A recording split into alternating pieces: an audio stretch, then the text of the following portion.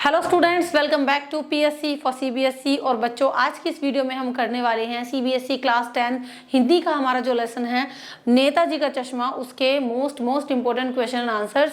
And अगर आप exam से पहले एक बार इन क्वेश्चन आंसर्स को कर लेते हैं ना, सो आई गारंटी यू कि इन क्वेश्चन के अलावा एग्जाम में आपसे कुछ और नहीं पूछा जाने वाला, बस यही क्वेश्चन आपको प्रिपेयर करके जाने हैं। और अगर आपने नेताजी का चश्मा पूरी कहानी नहीं समझी है तो वो वीडियो मैं ऑलरेडी अपलोड कर चुकी हूँ, उसका लिंक आपको डिस्क्रिप्शन बॉक्स में मिल जाएगा। कहानी पढ़ने के बाद आपको क्वेश्चन आंसर्स और अच्छे समझ में आते हैं। तो चलिए नेताजी का चश्मा के इंपॉर्टेंट क्वेश्चन आंसर्स हम पढ़ लेते हैं, साथ ही साथ उनको डिटेल में डिस्कस भी करेंगे। ठीक है, अगर आप हमारे चैनल पर न्यू हैं तो सब्सक्राइब कर लें, बेल आइकन को प्रेस कर लें ताकि आपके पास ऐसे ही इंफॉर्मेटिव वीडियोस पहुंचती रहे। वीडियो हेल्पफुल लगती है देखने के बाद तो इसको एक लाइक और शेयर भी जरूर से कर देना। ठीक है, और डिस्क्रिप्शन बॉक्स में काफी सारी स्कूल वीडियोस के लिंक आपको मिल जाएंगे, वहां पर जाकर जो है आप अपने अदर चैप्टर्स भी क्लियर कर सकते हैं। और ये पीडीएफ के लिए आप हमारे टेलीग्राम चैनल को ज्वाइन कर सकते हैं, जिसका लिंक आपको डिस्क्रिप्शन बॉक्स में मिल जाएगा। तो चलिए बात करते हैं अभी हम नेताजी का चश्मा के बारे में। ठीक, तो नेताजी सुभाष चंद्र बोस जो थे उनके चश्मे के बारे में यहाँ पर बात हो रही है। अगर जिस बच्चे ने लेसन पढ़ लिया है एक बार मुझे कमेंट सेक्शन में बताना, क्योंकि उनको ये क्वेश्चन आंसर्स बहुत अच्छे समझ में आने वाले हैं। ठीक है, अगर आप ऑलरेडी इसको पढ़ चुके हो तो, नहीं पढ़ा है तो इस वीडियो को करने के बाद आप जो है अपने क्वेश्चन आंसर्स को पढ़ भी सकते हो। ठीक, तो पहला हमारा प्रश्न है आपके सामने, महत्वपूर्ण प्रश्न है ये। पान वाला एक हंसमुख स्वभाव वाला व्यक्ति है लेकिन उसके हृदय में संवेदना भी है। तो ये जो डायलॉग है, जो कथन है, इस पर आपको अपने विचार व्यक्त करने हैं। अपने विचार का मतलब ये लेसन में से एक पूरा आपको डायलॉग सा दिया गया है, पूरी लाइन दी गई है। तो इस लाइन में क्या कहा गया है कि जो इस लेसन के अंदर पान वाला है ना, वो बहुत ही हंसमुख मिजाज का इंसान है ना, लेकिन उसका जो दिल है, उसका दिल बहुत ही सेंसिटिव भी है, उसके हृदय में संवेदना भी है। तो इस कथन पर आपको अपने विचार व्यक्त करने हैं। ठीक है, पान वाला स्वभाव से बहुत ही हंसमुख और मजाकिया था। ठीक है, जब आप लेसन को पढ़ोगे बच्चों तो आपको पता चलेगा कि पान वाला जो है ना, उसका नेचर बहुत ही एकदम हंसमुख सा था और वो कैप्टन का बहुत मजाक उड़ाता था, लेकिन उसके दिल में जो है बहुत संवेदना भी थी। हालदार साहब जब उससे पूछते थे ना इस बारे में कि मूर्ति पर कोई चश्मा ना होने का कारण जब उससे पूछते थे कि अभी मूर्ति पर अब फिलहाल चश्मा क्यों नहीं दिख रहा है, तो वो बहुत ही उदास हो गया और आंखों को पोंछते हुए, मतलब उसकी आंखों में आंसू थे, आंखों को पोंछते हुए उसने कहा कि कैप्टन की मृत्यु हो गई है। ठीक है, तो देखो पान वाला वैसे तो हंसता रहता था, हंसता खिलखिलाता रहता था, लेकिन जब उसको एक कोई सैड सी न्यूज देनी थी तो उसकी आंखों में भी आंसू आ गए। ठीक, तो कैप्टन की मृत्यु की जब उसने सूचना दी किसको, हालदार साहब को, तो उसकी आंखों में आंसू आ गए। अगला प्रश्न हम देख लेते हैं। हालदार साहब ने नेताजी की मूर्ति को देखकर उनके असली चश्मे के विषय में मूर्तिकार की सोच के विषय में क्या क्या अनुमान लगाए थे, स्पष्ट रूप से समझाइए। अब देखो ये प्रश्न आपको थोड़ा सा लंबा लग रहा होगा, मैं आपको बता देती हूँ इसको आसान से शब्दों में। देखो हालदार साहब ने देखा कि नेताजी की मूर्ति जो है ना, उस पर असली चश्मा नहीं है, तो वो ऐसे अपने मन में अंदाजा लगा रहे थे कि इस मूर्ति तो पूरी संगमरमर की है, पत्थर की बनी हुई है, तो इस पर चश्मा असली क्यों है, मतलब फ्रेम का चश्मा क्यों है, पत्थर का ही चश्मा क्यों नहीं बनाया मूर्तिकार ने। तो वो ये सोचकर अलग अलग अंदाजे लगा रहे थे। क्या क्या अंदाजे वो लगा रहे थे कि मूर्ति पत्थर की होने के बावजूद भी इस पर चश्मा पत्थर का क्यों नहीं है, इस बारे में उनके क्या क्या अंदाजे थे। ठीक, तो देखो पत्थर में पारदर्शी चश्मा कैसे बनाया जाए, है ना। तो हालदार साहब सोच रहे थे कि मूर्तिकार ने ये तय नहीं किया होगा, मतलब जो इंसान मूर्ति बना रहा होगा ना, उससे डिसाइड ही नहीं हुआ होगा कि पत्थर की जो है पारदर्शी चश्मा कैसे बनाया जाए, क्योंकि चश्मा तो ऐसे उसका होता है ना ग्लास वगैरह का।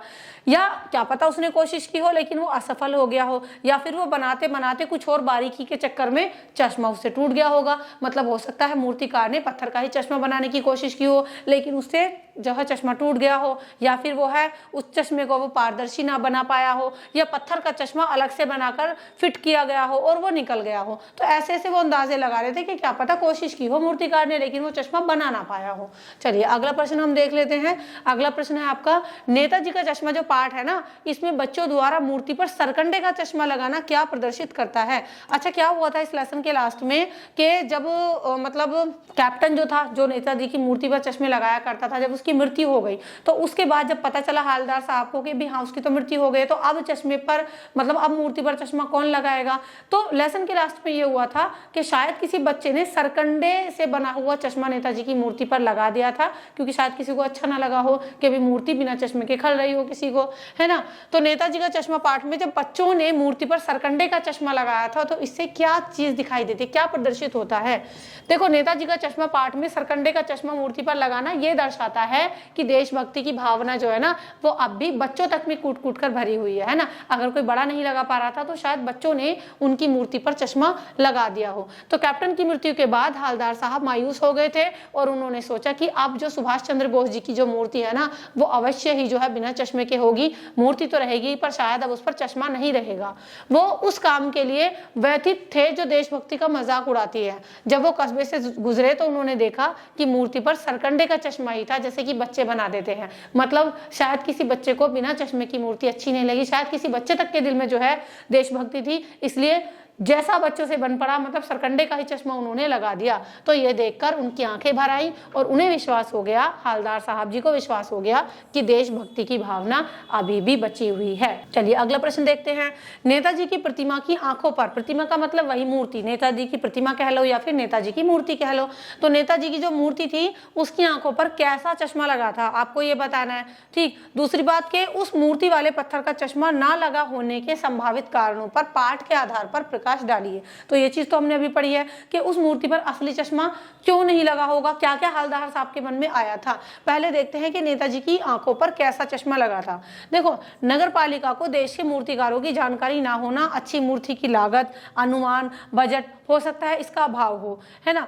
तो जो नगर पालिका के देश के मूर्तिकार थे शायद उनको ठीक से जानकारी नहीं थी, अच्छी मूर्ति की लागत का उनको अनुमान नहीं था, बजट का नहीं पता था, है ना। हो सकता है शासन अवधि की समाप्ति हो गई हो, स्थानीय स्कूल मास्टर मोतीलाल उन्होंने ही जो है शायद ये मूर्ति बनाई थी, है ना, उनको काम सौंप दिया गया था, शायद इस वजह से महीने भर में उनको टारगेट दे दिया होगा कि तुम्हें महीने भर में मूर्ति पूरी करनी है, इस वजह से मूर्ति पूरी नहीं हो पाई, इसकी वजह इसके ऊपर जो चश्मा था वो नहीं जो है बनकर लग पाया।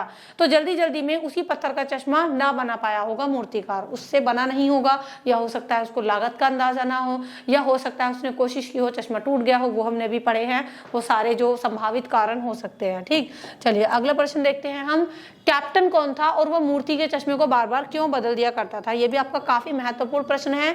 तो कैप्टन कौन था इस कहानी में जब हम पढ़ते हैं, देखो कैप्टन नाम से तो ऐसा लगता है कि कोई कैप्टन है ना, जब पाठ पढ़ते हो आपको पता चलता है कि ये बेचारा कैप्टन जो है वो चश्मे बेचने वाला एक साधारण सा इंसान था। जैसे फेरी वाले नहीं घूमते अपने मतलब उस पे रख के ठेले पे रिक्शा पे चश्मे रख के, तो वो ऐसे ही बस साइकिल पर अपने चश्मे लेकर के बेचता फिरता था, वो फेरी लगाकर चश्मे बेचता था। चश्मे वाले को लोग कैप्टन के नाम से पुकारते थे, मतलब लोगों ने उसको ऐसे ही बोलना शुरू कर दिया था कैप्टन। और वो नेताजी सुभाष चंद्र बोस के प्रति बहुत ही आदर का भाव रखता था, मतलब बहुत रेस्पेक्ट करता था उनकी मूर्ति की भी। और बिना चश्मे की जो नेताजी की मूर्ति थी ना वो उसको अच्छी नहीं लगती थी, क्योंकि उसके दिल में नेताजी की मूर्ति के नेताजी के प्रति एक आदर का भाव था, इसलिए बिना चश्मे की मूर्ति उसको कैप्टन को खटकती थी। तो वो फेरी वाला था, वो चश्मे के फ्रेम बनाया करता था, तो उनकी मूर्ति को वो चश्मे पहना देता था। लेकिन वो चश्मे बदलते क्यों रहते थे बार बार, वो चश्मे इसलिए बदलते रहते थे, मान लो कोई ग्राहक उससे ये कहता कि भी जो इस मूर्ति पर फ्रेम लग रहा है वो अच्छा लग रहा है, तो वो क्या करता कि उस मूर्ति पर जो वो चश्मा का फ्रेम होता था उसको तो ग्राहक को दे देता था और उसकी जगह फिर कोई अपना दूसरा नया चश्मा निकालकर अपनी फेरी अपना दुकान में से उसको लगा दिया करता था। ठीक है, तो वो नेताजी की मूर्ति से माफी मांगकर क्षमा मांगकर के नेताजी माफ करिए ये चश्मा ग्राहक को पसंद आ गया दे देता था और कोई दूसरे फ्रेम का चश्मा मूर्ति को पहना देता था। ठीक है, तो कैप्टन कौन था बताओ, कैप्टन एक चश्मे वाला था जो फेरी लगाकर अपने चश्मे बेचता था। और जब आप पाठ पढ़ेंगे तो आपको ये भी पता चलेगा कि वो लंगड़ा भी था। ठीक है, लंगड़ा मतलब ऐसा बोला गया है इस पाठ में उनको, और बहुत ही पतला दुबला सा व्यक्ति था। अगला प्रश्न देखते हैं, लेखक ने पाठ में कस्बे का कैसा दृश्य दिखाया है, मतलब जब हम इस पाठ को पढ़ते हैं तो पूरे कस्बे का क्या नजारा है। देखो, हर 15वें दिन कंपनी को कोई ना कोई ऐसा काम होता था जिसकी वजह से हर 15वें दिन जो हवलदार साहब थे ना वो उस कस्बे से होकर गुजरते थे, वहां से निकल के। तो कस्बा का अगर हम बात करें तो कस्बा बहुत ज्यादा बड़ा नहीं था, जितने अक्सर कस्बे हुआ करते हैं ना इतना बड़ा कस्बा नहीं था। और उस कस्बे में बस वैसे ही कुछ मकान थे जिन्हें हम पक्का मकान कह सकते हैं, मतलब बहुत ज्यादा बड़ा कस्बा नहीं था, मकान भी नॉर्मल से थे। और जिसे बाजार कहा जा सके वैसा कोई बड़ा सा बाजार वहां पर नहीं था, बस हल्का फुल्का छोटा सा एक बाजार था। और उस कस्बे में 2 स्कूल भी थे, जिसमें से एक लड़कों का स्कूल था और दूसरा लड़कियों का स्कूल था, है ना। और उस कस्बे में एक सीमेंट का छोटा सा कारखाना भी था, वहां पर 2 ओपन एयर सिनेमाघर भी थे और 1-2 नगर पालिकाएं भी थी। तो हर चीज बहुत ही लिमिटेड सी थी वहां पर कस्बे के अंदर। ठीक है, चलिए अभी हम अगला प्रश्न देख लेते हैं कि कस्बे के बारे में पूछा गया है आपसे। ये अगला प्रश्न है, कैप्टन चश्मे वाले को देखकर हवलदार साहब क्यों चौंक गए। ठीक है, हवलदार साहब इसलिए शायद चौंक गए क्योंकि उनके मन में था कैप्टन पता नहीं मतलब कैसी पर्सनालिटी का इंसान होगा, है ना। कैप्टन चश्मे वाले को देख के जो हवलदार साहब थे ना वो चौंक गए, क्योंकि उसका जो व्यक्तित्व था वो बिल्कुल अलग था। एक हद से ज्यादा बूढ़ा कमजोर सा इंसान था कैप्टन चश्मे वाला, और लंगड़ा आदमी उनको कहा गया है इस लेसन में। और सिर पर उन्होंने आधी जो है गांधी जी की टोपी और आंखों पर काला चश्मा लगाए। एक हाथ में एक छोटी सी लकड़ी की संदूक थी जिसमें अपने फ्रेम वगैरह रखता होगा, और दूसरे हाथ में एक बांस पर टंगे हुए बहुत सारे चश्मे लिए वो अभी अभी एक गली से निकला था, है ना। ये बात कर रहे हैं हम कैप्टन चश्मे वाले की। और अब एक बंद दुकान के सहारे अपना बांस टिका रहा था, है ना, मतलब अपनी दुकान को बेचारा वो सेट कर रहा था वहीं पर। उसे देखकर हवलदार साहब जो थे ना उनको बहुत बुरा लगा, और वो सोचने लगे कि इस बेचारे की दुकान भी नहीं है, बताओ फेरी लगाता है। तो हवलदार साहब और भी ज्यादा सोच में पड़ गए कि फिर भी देखो इसके अंदर कितना आदर भाव है नेताजी की मूर्ति के प्रति, कि ये बेचारा अपनी उस छोटी सी ही मतलब एक फेरी में से अपनी उस छोटी सी ही दुकान में से, चलती फिरती दुकान थी उसमें से ही उनको चश्मा लगा देता है। अगला प्रश्न देखते हैं। जब हवलदार साहब को नेताजी की आंखों पर चश्मा नहीं दिखा तो पूछने पर उन्हें क्या उत्तर मिला, है ना। तो एक बार ऐसा भी हुआ था कि हवलदार साहब को उस मूर्ति पर कोई चश्मा दिखाई नहीं दिया, तो उन्होंने पूछा पान वाले से पूछा कि भी चश्मे क्यों नहीं है मूर्ति पर। तो देखो जब हवलदार साहब को नेताजी की आंखों पर चश्मा नहीं दिखा तो उन्होंने इसके बारे में पान वाले से पूछा। वो अक्सर वहां पान वान खाया करते थे रुक के। तो उनकी बात सुनकर पान वाला उदास हो गया। वैसे तो पान वाला हंसता रहता था, लेकिन वो उदास हो गया और उसने पीछे मुड़कर मुंह का पान नीचे थूका। मतलब उस टाइम पर वो पान खा रहा था, लेकिन जब हवलदार साहब ने पूछा कि भाई चश्मा क्यों नहीं है मूर्ति पर, पान खाते खाते ने पहले पान थूका उसने, और फिर जो है सिर झुकाकर अपनी धोती के सिरे से अपनी आंखों के आंसू पूछने लगा। मतलब वो इमोशनल हो गया, रोने लगा, और पूछता हुआ बोला कि साहब कैप्टन मर गया। कैप्टन कौन? वही बूढ़ा सा आदमी, मतलब चश्मे वाला कैप्टन जो चश्मे बना फ्रेम लगाता था नेताजी की मूर्ति पर, ठीक है। यानी वो मर गया और इस वजह से जो हम नेताजी की मूर्ति पर चश्मा नहीं है। और अब इससे ज्यादा हवलदार साहब कुछ नहीं पूछ पाए, क्योंकि अब उन्हें अपने प्रश्नों के उत्तर मिल गए थे। उन्हें पता चल गया कि जब कैप्टन मर गया है तो इसलिए नेताजी की मूर्ति पर अब कोई चश्मा नहीं है। कुछ पल तो वे चुपचाप खड़े रहे, फिर पान के पैसे चुकाकर जीप में आ बैठे और वहां से अपनी मंजिल की तरफ बढ़ गए। ठीक, चलिए अगला प्रश्न देखेंगे हम। देखो यहाँ पर मैंने आपके शॉर्ट लॉन्ग हर तरीके के क्वेश्चंस लिए हैं और इनसे बाहर आपका कुछ नहीं आने वाला। आपको जस्ट इन्हीं क्वेश्चंस को प्रिपेयर करना है। और वीडियो हेल्पफुल लग रही है तो इसको एक शेयर जरूर से कर देना। कमेंट सेक्शन में मुझे बताकर जाइएगा आपको क्वेश्चन आंसर्स कितने अच्छे समझ में आ रहे हैं, है ना। ठीक, और कहानी जरूर से पढ़ लेना, आपको और अच्छे से समझ में आ जाएंगे। अगला प्रश्न है, लेखक के मुताबिक जो सुभाष चंद्र जी की मूर्ति थी उसमें कमी रह गई है, तो उसके कौन कौन से कारण हो सकते हैं। ये अभी हमने शॉर्ट में भी डिस्कस किए थे, अभी हम इसको डिटेल में पढ़ते हैं, है ना। तो मूर्ति में कमी क्या थी? यही कमी थी भी चश्मा नहीं था। तो उसकी क्या की वजह हो सकती है? तो जो कहानी लेखक हमें सुना रहा है वो कहानी सुभाष चंद्र बोस जी की मूर्ति के बारे में है, बल्कि उससे भी ज्यादा उसके एक छोटे से हिस्से के बारे में है, जो है नेताजी का चश्मा। लेखक के मुताबिक जो सुभाष चंद्र जी की मूर्ति है उसमें कमी रह गई है, उसके बहुत से कारण हो सकते हैं, है ना। तो हो सकता है जिसने भी जो है सुभाष चंद्र बोस जी की मूर्ति बनवाई है उसको देश के अच्छे मूर्तिकारों की जानकारी ना हो, मतलब ऐसे ही किसी भी जो है मूर्तिकार को लाकर उससे मूर्ति बनवा दी हो। या फिर हो सकता है एक अच्छी मूर्ति बनाने के लिए जो खर्चा लगता है ना, तो शायद वो खर्चा कम पड़ गया हो, और जो उन्हें मूर्ति बनाने के लिए खर्च दिया गया होगा हो सकता है उससे कहीं ज्यादा खर्च हो गया हो, इसलिए चश्मा नहीं बन पाया, है ना। सही मूर्तिकार को उपलब्ध नहीं वो कर पाए हों। या फिर हो सकता है कि काफी समय भागदौड़ की हो और लिखा पत्री में टाइम वेस्ट हो गया हो, जिसकी वजह से बोर्ड के शासन का समय समाप्त हो गया हो। तो हो सकता है इस वजह से जो है मूर्ति ना बन पाई हो, चश्मा सॉरी मतलब, है ना। और मूर्ति का निर्माण उससे पहले करवाना हो, जिसकी वजह से किसी भी स्थानीय कलाकार को ही मौका देने का निश्चय कर लिया गया हो सकता है मतलब टाइम निकल गया हो और वहीं के फिर किसी लोकल आर्टिस्ट को बुला लिया गया हो कि फटाफट भाई तुम्हें मूर्ति तैयार कर दो, और उसने कलाकार ने चश्मा नहीं बनाया, ठीक है। तो ऐसा भी हो सकता है। इसके अलावा और अंत में उस कस्बे के एकमात्र हाई स्कूल का जो एकमात्र ड्राइंग मास्टर था उसको ये काम सौंप दिया गया हो। तो ये सारे अनुमान थे कि हो सकता है इस वजह से मूर्ति पर चश्मा ना लगा हो सकता है इस वजह से ना लगा हो। ठीक, चलिए अगला प्रश्न हम देख लेते हैं। अगला प्रश्न है आपका लास्ट क्वेश्चन हम लेंगे ये, चौक पर लगी सुभाष चंद्र जी की मूर्ति का वर्णन आपको अपने शब्दों में करना है। तो देखो एक अपने शब्दों से रिलेटेड क्वेश्चन भी आपसे पूछ लेते हैं, जिसमें आपको अपने खुद के शब्दों में इजी लैंग्वेज में आप उसको बता सकते हो। तो देखो जो सुभाष चंद्र बोस जी की मूर्ति है, जब हम इस पाठ को पढ़ते हैं तो चौक पर क्या लग रहा है, मतलब मूर्ति लग रही है, तो उसको आपको अपने शब्दों में बताना है। चौक पर लगी सुभाष चंद्र बोस जी की मूर्ति सफेद रंग के एक प्रसिद्ध मुलायम पत्थर की बनी हुई थी, सफेद रंग के मुलायम पत्थर की बनी हुई थी, और टोपी की नोक से कोट के दूसरे बटन तक उस मूर्ति की लंबाई लगभग 2 फीट होगी। मतलब टोपी की नोक से बटन तक 2 फीट की लंबाई होगी। और ऐसी मूर्तियां किसी व्यक्ति के सिर, कंधे और छाती तक बनाई जाती हैं, है ना, यहाँ तक बनाई जाती हैं, और वो बस्ट कहलाती है, बस्ट कहलाती है। ये चीज आपको ध्यान रखना है। वो मूर्ति बहुत सुंदर थी। नेताजी सुभाष चंद्र बोस बहुत सुंदर लग रहे थे उस मूर्ति में। वे बिल्कुल बच्चों की तरह निश्चल और कम उम्र वाले लग रहे थे मूर्ति में, और उनकी वो मूर्ति फौजी वर्दी में बनाई गई थी, ठीक है। और अक्सर मैं भी देखती हूँ तो फौजी वर्दी में ही नेताजी की मूर्ति जो है दिखाई देती है हमें, चौराहों पर, चौक पर, या फिर मतलब कहीं पर भी। मूर्ति को देखते ही नेताजी सुभाष चंद्र बोस के प्रसिद्ध नारे, मतलब ऐसा लगता है मूर्ति को देखते जैसे वो अभी बोल पड़ेंगे जो उनके प्रसिद्ध नारे थे, जैसे कि दिल्ली चलो और तुम मुझे खून दो मैं तुम्हें आजादी दूंगा। तो ऐसे नारे याद आने लगते थे उनकी मूर्ति को देखकर।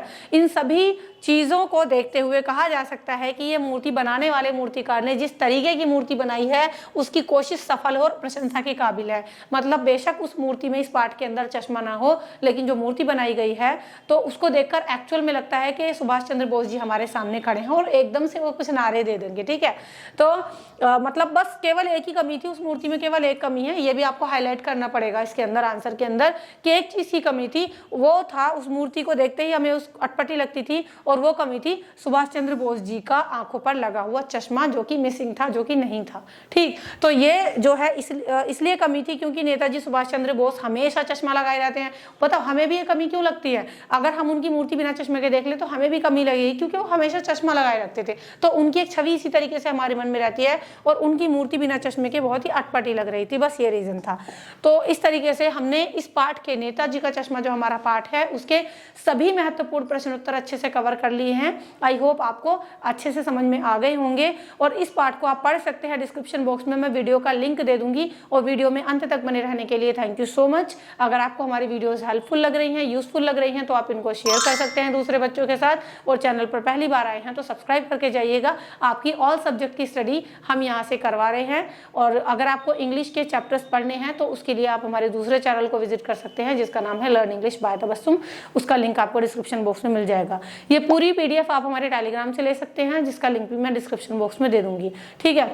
किस किस ने लेसन पढ़ लिया है और किस किस को क्वेश्चन आंसर समझ में आए हैं, एक बार कमेंट सेक्शन करके जरूर जाइएगा। चलिए नेक्स्ट वीडियो में मिलते हैं। Till then keep studying, bye study. Thank you so much and good bye.